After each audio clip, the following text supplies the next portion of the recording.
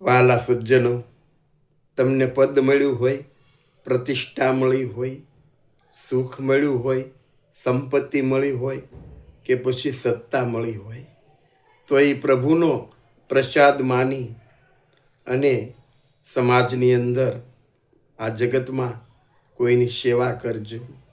કોઈ નિરાધાર હોય, કોઈ દુઃખી હોય, કોઈ નાનો માણસ હોય તો એની સેવા કરજો, એના આંસુડા લૂંટજો.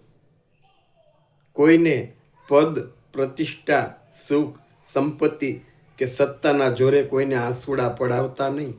કારણ જો કોઈને આંસુડા પડાવશો ને, કોઈને દુઃખી કરશો ને, તો એનો હિસાબ સીધો ઉપરવાળો કરે છે, ભગવાન હિસાબ કરે છે. કારણ ત્યાં આપણું કાંઈ ચાલતું નથી, બસ એના હાથમાં જ છે બધું.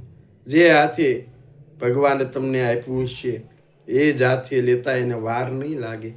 કારણ કર્મનો હિસાબ ઈશ્વર કરે છે, ભગવાન કરે છે.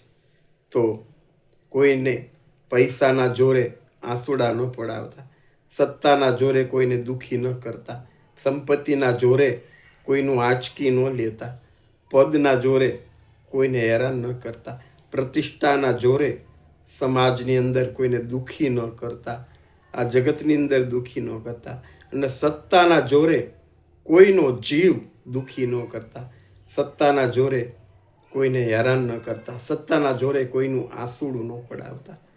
નહીંતર ઉપરવાળો સીધો હિસાબ કરશે અને જે હાથે તમને આપ્યું છે તે હાથે પાછું લઈ લે. સમજાય તેને વંદન. રામ રામને જય શ્રી કૃષ્ણ. સીતારામ. રાધે રાધે.